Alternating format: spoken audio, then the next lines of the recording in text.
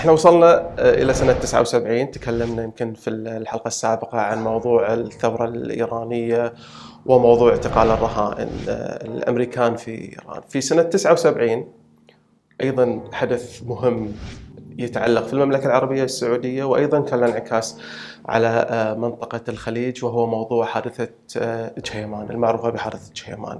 بالبداية، هل كنتم متوقعين سموك موضوع الحدث هذا اللي صار؟ لم يكن متوقع أن يكون هناك ناس أو أشخاص يفكروا في أنهم يحتلوا الحرم المكي الشريف بقوة السلاح. وطبعا بالرغم من ذلك إلا أنه هذه الفئة بالذات كان لها سوابق في سلوكياتها وفي التعامل معها أمنيا في المملكة. فمن كم سنة قبل الهجوم على الحرم المكي كان هذا جهيمان وبعض رفاقه بدأوا يثيرون شيء من الاستغراب، إن ما كان هذا الاصطلاح الصحيح،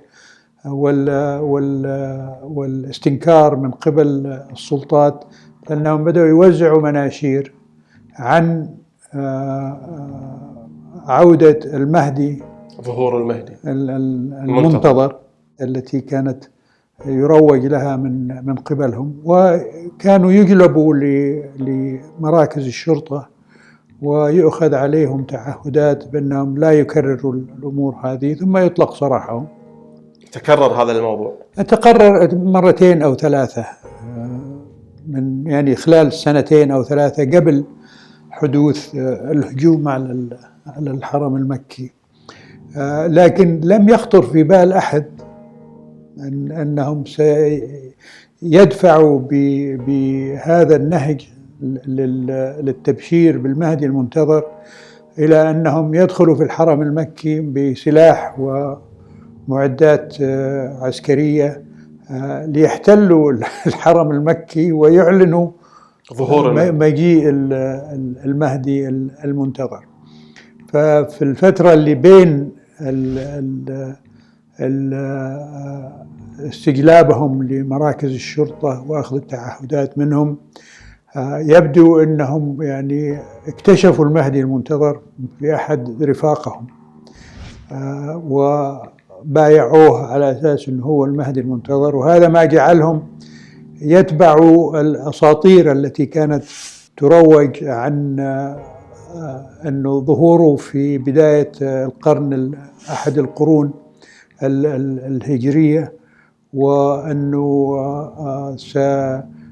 حالما يبايع سيتهافت عليه المسلمين يبايعوه وإلى آخره، ثم سيأتي جيش الكفار من تبوك ليحارب المهدي، وقبل وصول هذا الجيش إلى مكان المعركة سيخسف به من قبل الله سبحانه وتعالى ويدمر وإلى آخره.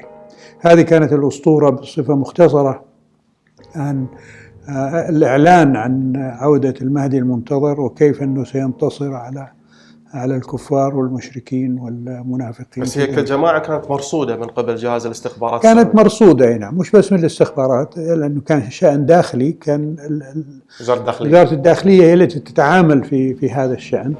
الاستخبارات طبعا كان يهمها أنه هل هناك صلات خارجية لهذا الأمر. بعد شوي يمكن أتكلم على موضوع الصلات الخارجية، لكن أنا بذكر لك سيناريو نقل في وثائق الأرشيف البريطاني، بشوف إلى أي مدى دقة الرواية هذه سليمة ولا لا. ما نشر في الوثائق أنه لم تجري أي محاولة منسقة إلا عندما قادها الأمير تركي الفيصل، الذي أشرف على خطة شاركت فيها القوات المسلحة.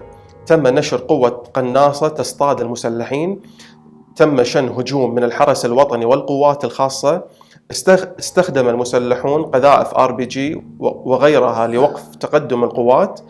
كانت تتم دعوة المسلحين للاستسلام، وجرت أكثر المحاولات كثافة لجعلهم يلقون السلاح بين 23 و 25 نوفمبر، لكن دون جدوى، وتمت في النهاية السيطرة على الملجأ بين 26 و 27 نوفمبر، وبقيت بعض النقاط المقاومة المعزولة حتى 4 ديسمبر عندما أعلن القضاء على المسلحين واعتقال من بقي منهم، بينما كان المهدي قد قتل نتيجة جروح أصيب بها.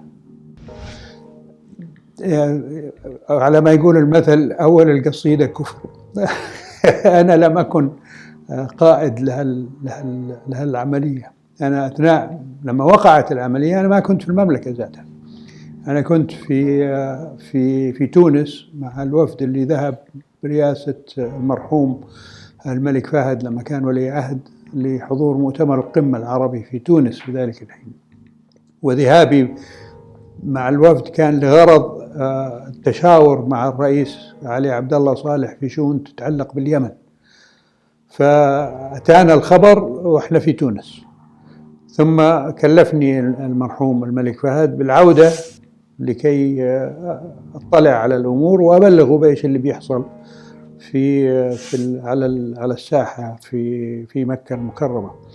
وكان الذين يقودون عملية الإجهاض، هذه الهجمة الهمجية على الحرم المكي، الله يرحمهم، الأمير سلطان بن عبد العزيز كوزير للدفاع، والأمير نايف بن عبد العزيز كوزير للداخلية. كانوا موجودين في مكة حتى قبل ما أوصل أنا مساء ذلك اليوم إلى مكة. فهذا الأرشيف البريطاني يوريك أنه المعلومات عند الإنجليز في ذلك الحين لم تكن دقيقة أو صحيحة بهالمعنى.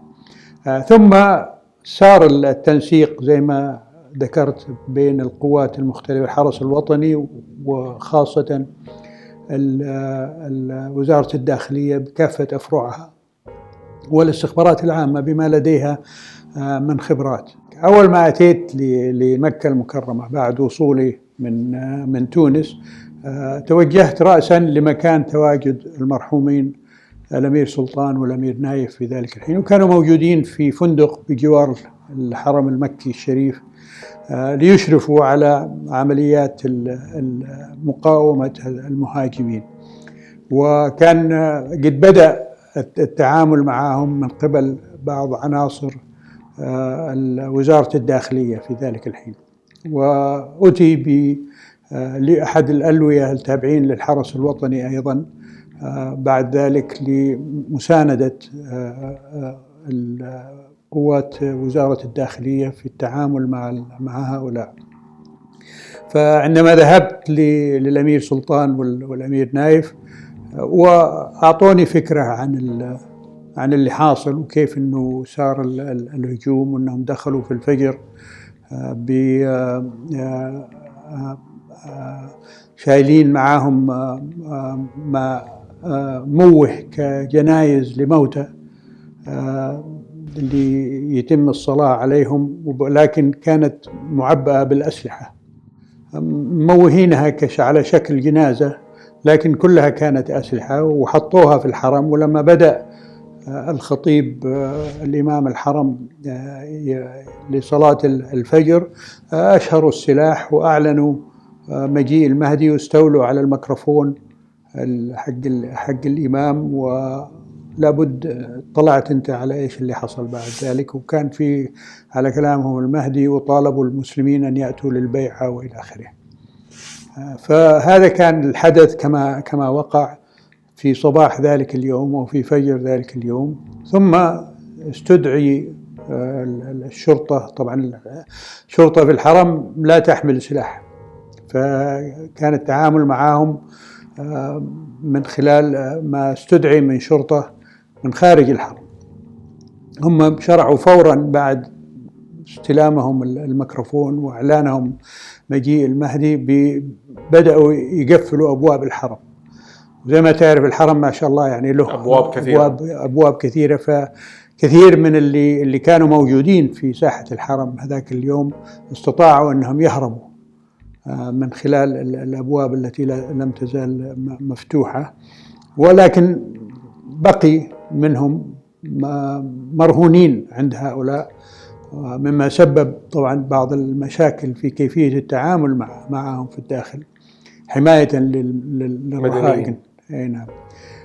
فهذا كان الوضع عندما أنا أتيت للأمير سلطان والأمير نايف. ذهبت من هناك إلى مقر القيادة اللي أوجدتها قوات الأمن العام بجانب الحرم، في عمارة اسمها عمارة الأشراف تطل على الحرم في ذلك الحين. طبعا الآن تغيرت خريطة المنطقة كلها، ولكن هذا كان الأمر. ومن هناك طبعا إدارة العمليات فيما يخص الاستخبارات والداخلية كل الأجهزة بدأت تتجمع هذه الأجهزة كلها لوضع الخطة لكيفية التعامل مع هؤلاء، واستصدار فتوى من هيئة كبار العلماء كمان لتصويب النيران للحرم، لأنه منطقة مقدسة يعني، وحدث غير صعب أنه يعني تهاجمها عسكريا وإلى آخره. طبعا في الأثناء يعني كنت بحاول أتصل بالملك فهد في تونس لكي يعطي له تقارير عن ما يحصل. المهم اليومين اللي بعدها طبعا عاد الملك فهد الله يرحمه من تونس. كان الملك خالد موجود في الرياض ويتابع الأمور من هناك مع مرحوم الأمير عبد الله بن عبد العزيز اللي أيامها كان نائب ثاني للحرس لمجلس الوزراء إلى آخره. فهذه كانت بداية العملية. ثم يعني سارت التطورات بعد ذلك، محاولات عدة لاستسلامهم من خلال ميكروفونات وتوجيه كلمات لهم من قبل قائد القوات الأمن العام، ثم من قبل بعض المشايخ مثل الشيخ بن باز الله يرحمه والشيخ بن حميد اللي هم كانوا في هيئة كبار العلماء في ذلك. كانوا موجودين يحضرون؟ لا ما كانوا موجودين، بس تسجيلات صوتية وجهت لهؤلاء ولم يستسلموا طبعا. ثم بعد عدة محاولات للدخول إلى الحرم، يعني نجحت القوات أنها تدخل إلى ساحة الحرم، مما دفع بهؤلاء أنهم يتوجهوا إلى الأقبية اللي موجودة تحت سطح الحرم، تحت أرضية الحرم. وهناك أيضا يعني كان من الصعب الوصول إليهم لأنها منطقة مخفية تحت الأرض، وتسليحها من ناحية مبنى الحرم نفسه يعني كان قوي جدا من خلال استخدام الإسمنت المسلح وإلى آخره، اللي هي كان يتواجد فيها الخلوات اللي كانوا الحجاج أو من أراد أن يختلي في الحرم كان يأخذ إحدى الخلوات ويختلي فيها في أوقات رمضان أو الحج وإلى آخره. وهذا اللي استدعى مننا أننا نطلب من أصدقائنا الأجانب وخاصة الجهاز الاستخبارات الفرنسي ليوفر لنا غازات ليست قاتلة، ولكن لتشل حركة هؤلاء. وأتى فريق من الاستخبارات الفرنسية مكون من 3 ضباط، هبطوا في مدينة الطائف، وكان في مقر للاستخبارات العامة هناك، مقر تدريبي. استقبلوا وتم تدريب مجموعة من الاستخبارات السعودية لاستخدام الغازات هذه. غازات مسيلة للدموع ولا تشل الحركة، إذا استنشقها الإنسان تشل حركته لفترة معينة. وفعلا درب هذا الفريق، وهم الذين عادوا لمشاركة الأعضاء الآخرين من القوات المختلفة من وزارة الداخلية. ثم في ذلك الحين استدعي لواء من قوات الجيش للمجيء، وبالصدفة أنه كان مقر هذا اللواء في تبوك. فشوف الصدف كيف يعني من كأنه شيء يعني مخطط له سبحان الله، أنه هذول يعتقدوا أنه في جيش حيجي من تبوك ويخسف به. الجيش طلع، الجيش جاء ولم يخسر به، بل هو اللي خسر ساعد. اي نعم. فهذه يعني بصفة مختصرة الأمور اللي حصلت. ولم يكن أمام حكومة صاحب الجلالة الملك خالد بن عبد العزيز وهي تواجه هذا الحدث الجلل إلا أن توجه نداءات متوالية إلى هؤلاء الخارجين على الدين الإسلامي. The government of the Kingdom of Saudi Arabia continuously asked the renegades to lay down their arms. بسم الله الرحمن الرحيم. إلى كل من هو بداخل الحرم الشريف، إن العمل الذي قمتم به لا يرضاه الله وحرمه في كتابه الكريم، ولذلك توجه لكم حكومة جلالة الملك خالد هذا الإنذار: سلموا أنفسكم واجبوا سلاحكم وسوف يحكم أمركم شرع الله سبحانه وتعالى. وقد قال سبحانه وتعالى: ومن يرد فيه بإلحاد بظلم نذقه من عذاب أليم. وقوله عز وجل: أولم يروا أنا جعلنا حرما آمنا ويتخطف الناس من حوله. صدق الله العظيم. لكن الطغاة أخذوا يصبون نيرانهم وحقدهم على المسلمين خارج بيت الله الحرام برصاصهم. This call was answered with fire and murderous acts on the Muslims by these renegades. وكان السؤال الهام هو: كيف يمكن لهذا البلد أن يواجه هذا الضلال؟ لقد جمع جلالة الملك خالد أصحاب الفضيلة العلماء واستشارهم فيما حدث بالمسجد الحرام، فكانت الفتوى: لقد أجمع هؤلاء العلماء على اعتبار هؤلاء خارجين على الدين الإسلامي، وأجازوا قتالهم وقتلهم تطبيقا لشريعة السماء واحتكاما إلى قوله تعالى: ومن يرد فيه بإلحاد بظلم نذقه من عذاب أليم. The question asked was, how could this heinous act be met? His Majesty the King met with all the learned men of the faith and apprised them of the situation in the Holy Mosque. The fatwa ruling of the ulama or learned men concerning these renegades asked for an offensive to be launched against them and to kill them in accordance with the teachings of the Holy Quran. وهكذا أصدر جلالة الملك خالد توجيهاته بأن تتم مواجهة الحدث وفق 4 مبادئ هي: أولا، المحافظة على أرواح المسلمين الأبرياء الذين احتجزتهم الفئة الضالة داخل المسجد الحرام. ثانيا، المحافظة على بيت الله سالما.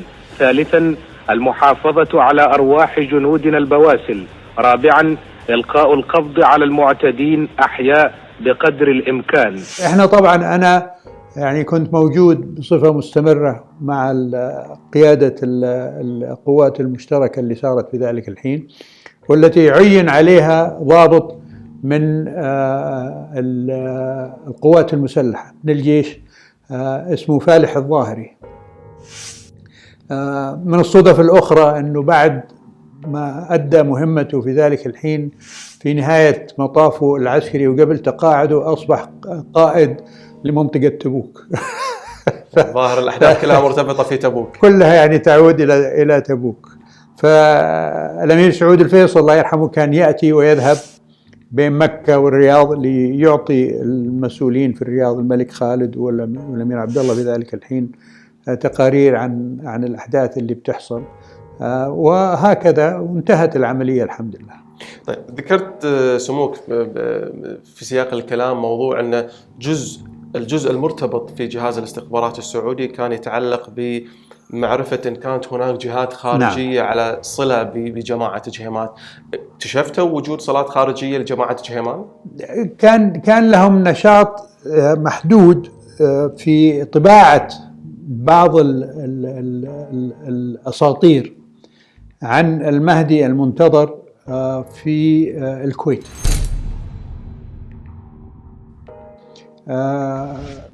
طبعا أكيد بدون علم السلطات الكويتية، لأنهم كانوا يستخدموا بعض المطابع هناك تابعة لأشخاص سعوديين ثم من ربعهم يعني، ثم يطبعوا الكتيبات الصغيرة عن المهدي المنتظر والأحاديث اللي هي في أغلبها أحاديث إما يعني مفبركة ما هي صحيحة، ثم يأتوا بها ليحاولوا أنهم ينشروا الفكر عند الناس هنا. طباعة المنشورات أو الأحاديث أو الروايات اللي كانت تنشر في ذلك أو التي كانت تطبع في الكويت في ذلك الوقت، هل كانت تطبع في مطابع سعودية أم في كويتية؟ لأن ذكر كتاب بعنوان قصة وفكر المحتلين للمسجد الحرام للكاتب أحمد عدنان، نقل كلام عن المغفور للملك فهد بأن هذه المجموعة لديها كتب، كان ولي العهد في ذاك الوقت، كان هذه المجموعة لديها كتب ونشرات طبعت في مطبعة الطليعة في الكويت. يعني ذاكرة تخونني الآن عن الأسماء بالضبط.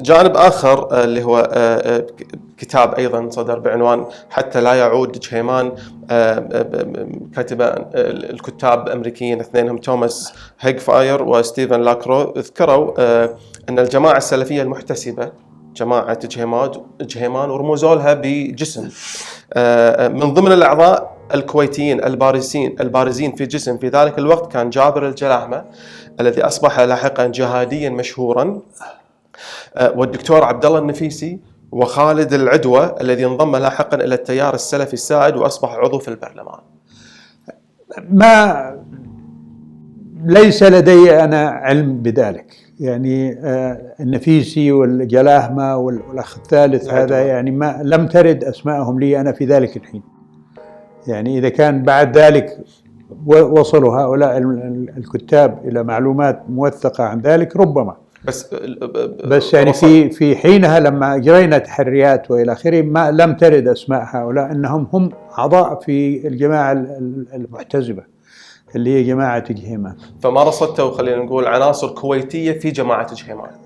ما في ذاك الوقت الحين ماني فاكر، يعني يبغى لك ترجع لأنه نشرت أسماء اللي ألقي القبض عليهم والذين لقوا مصيرهم الشرعي في ذلك الحين، وأعدم من أعدم وسجن من سجن. يعني الكاتب السعودي محمد الساعد في صحيفة عكاظ ذكر تولى إخوان الكويت دعم حركة جهيمان في أول عمل عسكري منظم ضد المملكة، وتكفلوا بطباعة رسائله في مطابع التيار الشيوعي في الكويت لإبعاد الشبهة عنهم.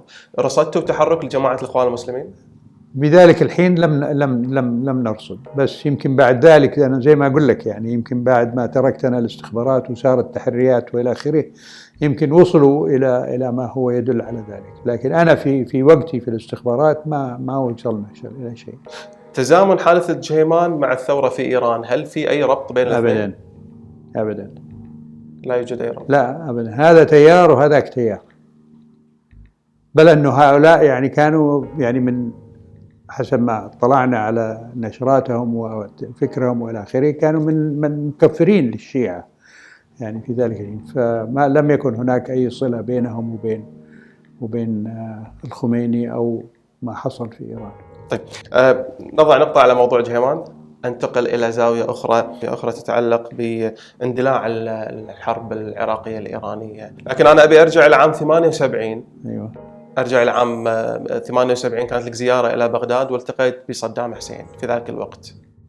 والله يجوز، يعني الحين ما يردني بالذاكرة لأني كنت أروح للعراق بصفة دورية في محاولات التنسيق مع الاستخبارات العراقية في ذلك الحين، فكان في عدة زيارات يعني قمت بها من تعييني كرئيس الاستخبارات إلى أن صار غزو العراق للكويت يعني. الفترة اللي ما قبل اندلاع الحرب العراقية الإيرانية فيما يخص المملكة العربية السعودية وتحديدا فيما يخص جهاز الاستخبارات السعودي، كيف كان التنسيق؟ شنو الملفات اللي كان يصير عليها تنسيق؟ الآن احنا عندنا حزب البعث جديد وصل إلى الحكم في العراق أيام البكر، ثم أيام صدام حسين. كان في توجه للرئيس صدام حسين أنه يحسن علاقاته بجيرانه، كان صح التعبير، ومش بس المملكة يعني، حتى الكويت، حتى سوريا كان في يعني محاولات لرأب الصدع بين الرئيس حافظ الأسد و بعد القيادة بعد الافتراق اللي حصل بينهم، واللي جمعهم في ذلك الحين هو روحة السادات للقدس، لأنه الرئيس حافظ الأسد على ما أذكر، ويمكن أكون مخطئ في ذلك، حضر مؤتمر القمة العربي اللي عقد في بغداد، واللي نتج عنه مقاطعة مصر بعد ذهاب السادات للقدس. المهم، فكان فيه تحسن في العلاقات بين المملكة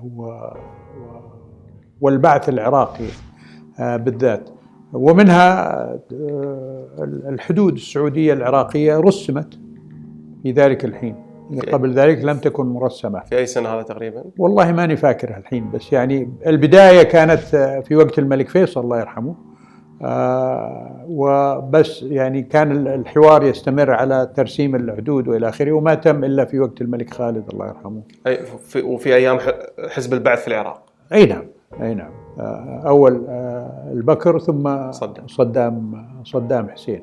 فمن ضمن الدول اللي كنا ننسق معاها كان العراق استخباريا، وحصل في ذلك الحين مشاكل في اليمن، إذا كان تذكر، بين اليمن الجنوبي واليمن الشمالي. واليمن الجنوبي كان محكوم من حزب شيوعي، وله صلات من خلال بعض عناصره بالبعث العراقي، فكان يصير التنسيق بيننا وبين الاستخبارات العراقية لجلب معلومات ومعرفة إيش اللي بيدور أيضا في اليمن الجنوبي. وأنا أذكر يعني كلفت في ذلك الحين عندما قامت مناوشات بين اليمن الجنوبي واليمن الشمالي، واللي كانت سببتها اليمن الجنوبية اغتيال الرئيس الحمدي ثم الرئيس الغشمي، هذا أعتقد كان عام 78 أو 79 ميلادي، ثم تصفية سالمين اللي هو كان رئيس اليمن الجنوبية من قبل الجناح المتطرف في اليمن الجنوبي، مما أدى إلى أنه صار في قتال بين اليمن الجنوبي واليمن الشمالي. وكلفت أنا برسائل للرئيس صدام حسين، وبعدها الشيخ جابر الله يرحمه، وغيرهم من المسؤولين في ذلك الحين من قبل القيادة هنا، لأنه ضروري أنه يتخذ إجراء ضد اليمن الجنوبي، لأنها هي المعتدية على اليمن الشمالي. بس هنا العراق يمكن ذكرت سموك أنه كان له علاقة مع دعم لليمن الجنوبي. القيادة في اليمن الجنوبي كانت تشمل ليس فقط الشيوعيين، لكن فيها عناصر أيضا ممن ينسبوا نفسهم للبعث. اي نعم. لا بس اقصد الكويت هني شنو كان دور الرسائل اللي كانت للكويت؟ الكويت كانت يعني مهمة انها تكون في صف المملكة العربية السعودية، وكانت تقدم مساعدات الكويت لليمنين الشمالي والجنوبي. فمن هذا المنطلق ايضا فكان المطلوب ان الكويت توقف دعمها للشمال، للجنوب. اي نعم. يعني هذا كان الغرض من ما كلفت به أنا. وحينها التقيت بصدام حسين في هذا النهج اللي كنت أنا مكلف به في ذلك الحين. فهي أغلب الزيارات خلينا نقول اللي كانت إلى العراق في ذلك الوقت كانت مرتبطة أغلبها فيما يخص الملف اليمني. نعم. لأنه ما في شيء آخر بيننا وبين العراق في الحقيقة، يعني يخلي إنه في نشاط استخباري مشترك يعني بيننا وبين العراق.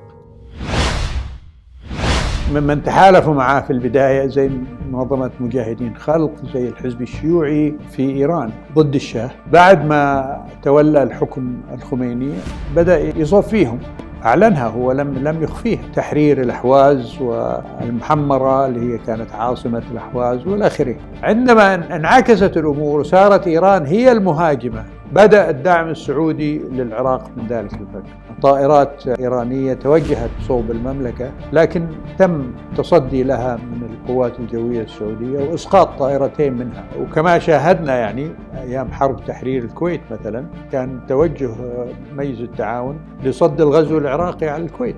فالتحليل النفيسي تحليل نفيسي.